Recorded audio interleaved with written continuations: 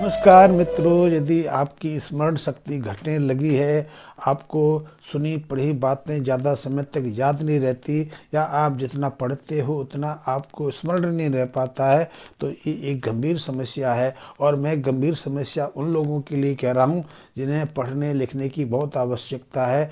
मैं बुजुर्गों की बात नहीं करता, मैं वृद्धजनों की बात नहीं करता, क्योंकि बुढ़ापे में तो स्मरण शक्ति वैसे ही कई कारणों से कमज़ोर पड़ने लग जाती है। उसके लिए कई तरह के रोग भी जिम्मेदार रहते हैं। लेकिन मैं बात कर रहा हूँ किशोरावस्था के बच्चों के लिए, मैं बात कर रहा हूँ विद्यार्थी के लिए, मैं उन बच्चों की बात करता हूँ जो अभी स्कूल कॉलेज में पढ़ते हैं। और ऐसे बच्चों के लिए तो अपनी स्मरण शक्ति को बनाए रखना, अपनी याददाश्त को स्थिर रखना बहुत आवश्यक है, क्योंकि आज बहुत बड़ा कंपटीशन का समय है और बच्चों को बहुत पढ़ना पड़ता है, बहुत ज़्यादा कंसंट्रेशन और एकाग्रता रखनी पड़ती है, तभी वो अपनी परीक्षाएं निकाल पाते हैं। और परीक्षाएं निकाल ही नहीं पाते, परीक्षाओं में एक अच्छी परफॉर्मेंस दे पाते हैं, क्योंकि आपकी परफॉर्मेंस यदि सही रहेगी, आपके परीक्षा में परिणाम सही रहेंगे, तो फिर आप आगे बढ़ पाएंगे, आप उच्च शिक्षाओं में, उच्च एजुकेशन में कुछ कर पाएंगे और अच्छी नौकरियां, अच्छे जो कार्य क्षेत्र हैं उनमें आप सफल हो पाएंगे। यदि आपकी स्मरण शक्ति कमज़ोर रहती है तो आपका स्वभाव भी चिड़चिड़ा हो जाता है, आप सही निर्णय पर नहीं पहुंच पाते, और इसलिए आप सही सफल व्यापारी भी बनने से रह जाते हैं। तो स्मरण शक्ति को यथावत रखना बहुत आवश्यक है। और स्मरण शक्ति का कमज़ोर पड़ने के पीछे कई तरह के कारण होते हैं। एक कारण तो सहजता से है कि बच्चे पढ़ाई में ध्यान नहीं देते या उस विषय में रुचि नहीं लेते, लेकिन इसकी समस्या अब ज़्यादा नहीं है। अब ज़्यादा समस्या इसलिए है कि बच्चों का खान पीन कुछ बदल गया है। अब बच्चे या तो पैक्ड डेयरी का दूध पीते हैं या फास्ट फूड खाते हैं। फास्ट फूड में पैक्ड जो डेयरी का दूध है उनमें कई ऐसे रसायन रहते हैं जो हमारी स्मरण शक्ति को कमज़ोर करते हैं। यहाँ तक कि यदि बच्चों को उनके शिशु काल में सही पर्याप्त आहार ना दिया जाए, या उनको माँ का स्तनपान नहीं कराया जाए, या फिर पैक्ड दूध पर ही आश्रित रखा जाए, तो उनके मस्तिष्क का विकास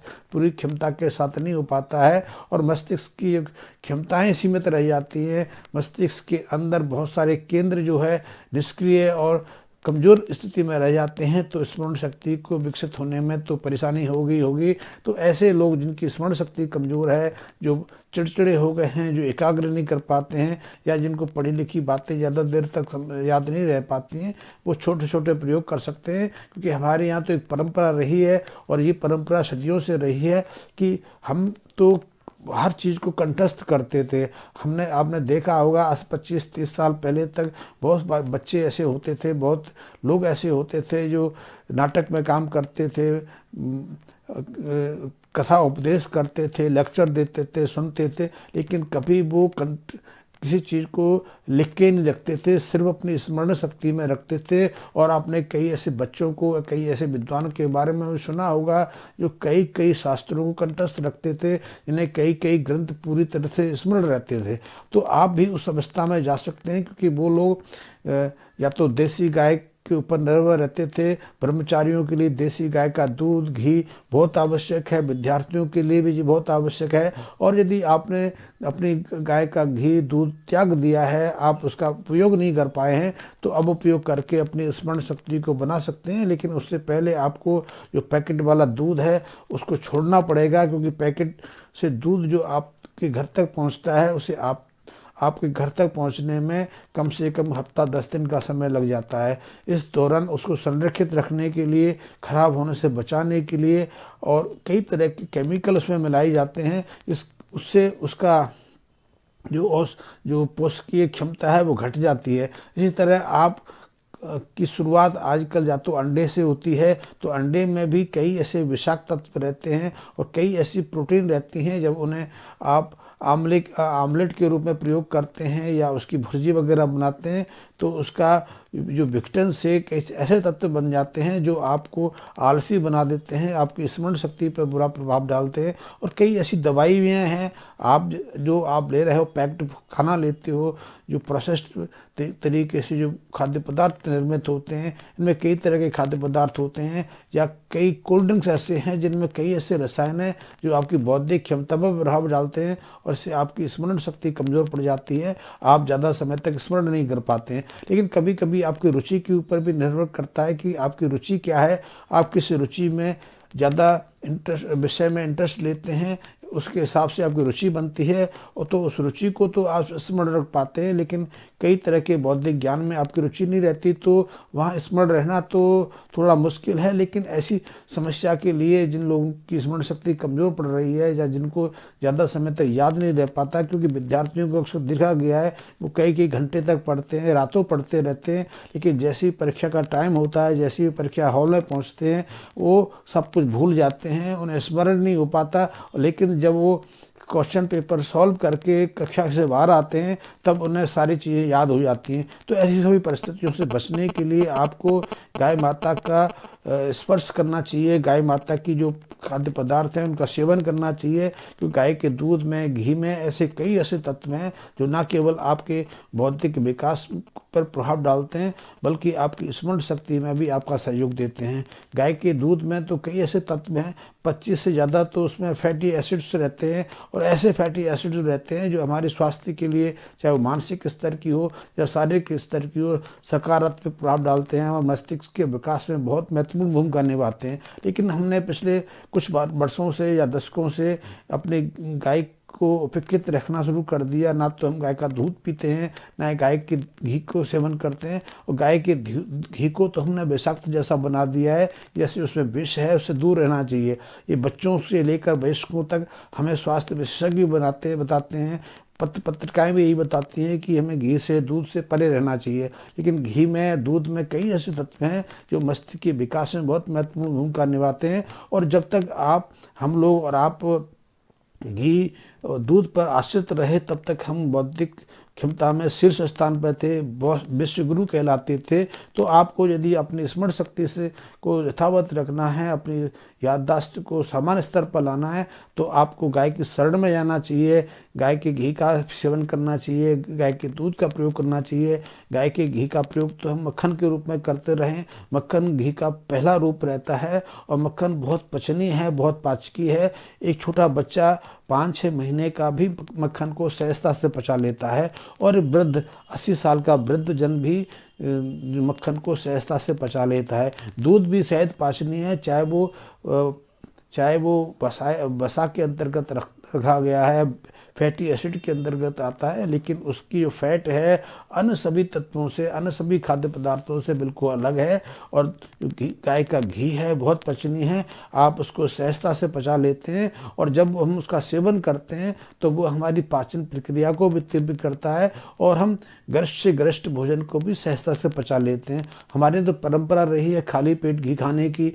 घी का प्रयोग हम करते रहे हैं, दूध के साथ में हम करते रहे हैं, बूरे के साथ में हम विभिन्न खाद्य पदार्थों में घी डाल के उसका सेवन करते रहे हैं। तो घी तो हमारे लिए बहुत पचनीय है। यदि आपको अपनी स्मरण शक्ति को समा रखना है, स्मरण शक्ति को लौटाना है, तो आपको दोबारा से घी और दूध पर लौटना पड़ेगा। लेकिन ये घी और दूध ना तो पैक्ड डेयरी का होना चाहिए, ना भैंस का होना चाहिए।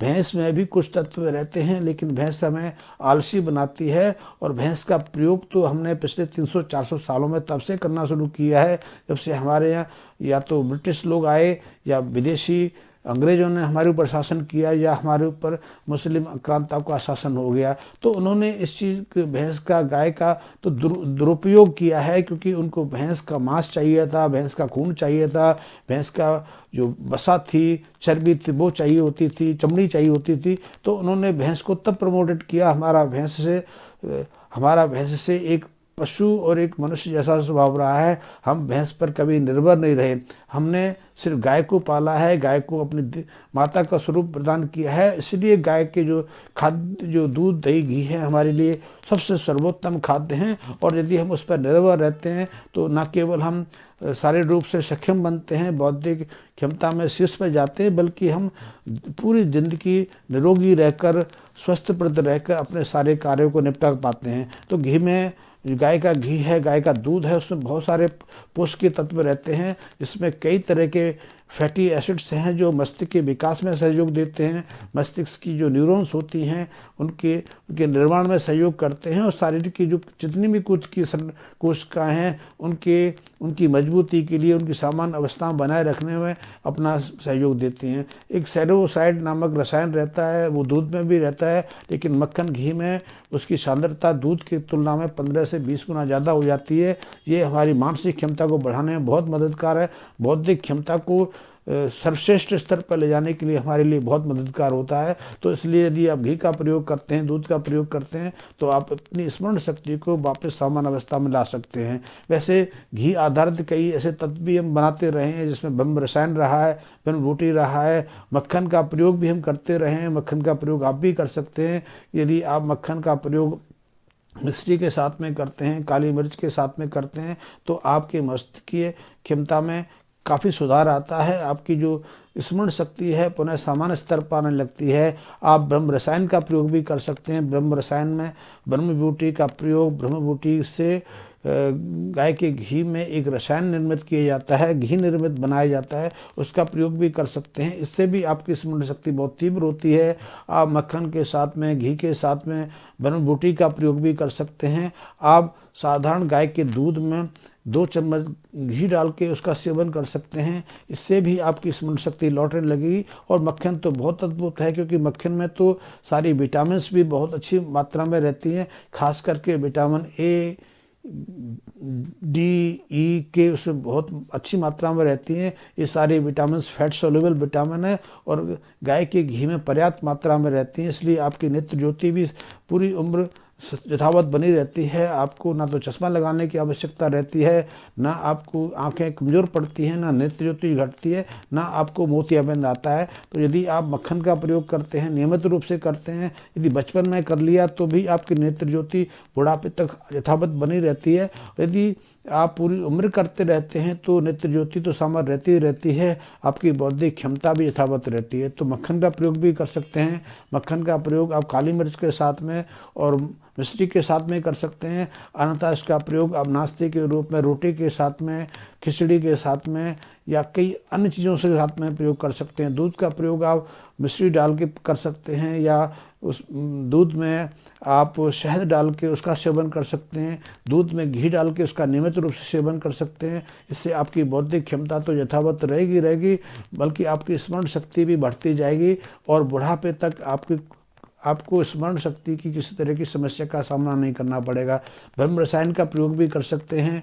आप अश्वगंधा चूर्ण का प्रयोग भी दूध के साथ में, घी के साथ में कर सकते हैं, इससे भी आपकी स्मरण शक्ति यथावत बनी रहती है। तो ये सहज सामान्य प्रयोग हैं। वैसे स्मरण शक्ति के लिए कुछ योग आधारित प्रक्रिया भी हैं, उनके बारे में मैं अगले वीडियो में आपको जानकारी दूंगा, लेकिन मैंने आज आपको जानकारी दी है। यदि आपने बौद्धिक विकास को बढ़ाना है, बच्चों को आपने बौद्धिक क्षमता प्रदान करनी है और बुढ़ापे में स्मृति घटने की समस्या से बचना है, याददाश्त की जो कमजोरी होती हैं उन समस्या से बचना है, तो आपको बचपन से लेकर वृद्धावस्था तक आपको घी, दूध, दही का खूब भरपूर मात्रा में प्रयोग करना चाहिए। ये तो हमने पता नहीं कब से सीख लिया कि अपने परंपरागत आहार को त्याग कर हमने पश्चिमी आहार का सेवन करना शुरू कर दिया। अब तो आपने एक चीज़ देखी होगी कि हमारी जो सुबह की जो दिनचर्या है वो अंडे से शुरू होती है, और अंडे से तो बाद में होती है। पहले तो हम बेड टी के रूप में आँख खोलने से पहले ही एक द्रव्य प्रयोग कर लेते हैं। कोई भी प्राणी पूरी दुनिया में, संसार में एक भी ऐसा प्राणी मात्र नहीं है जो उठते ही कुछ सेवन करता हो, लेकिन मनुष्य ने ये बेड टी के रूप में एक नया प्रयोग शुरू कर दिया है, इसलिए बीमारियों की समस्या भी बढ़ रही है। खैर ये तो एक बहुत बड़ा विस्तृत बना विषय हो जाता है, वीडियो का आकार बढ़ जाता है, तो मैं आपका समय ना व्यर्थ नहीं करना चाहता, ना आपको ज़्यादा लंबा वीडियो देख के बोर करना चाहता हूँ। मैंने आपको बताया यदि आपकी स्मरण शक्ति घट रही है तो आप भरपूर मात्रा में घी का प्रयोग करें, दूध का प्रयोग करें। घी से आप निरोगी भी रहेंगे।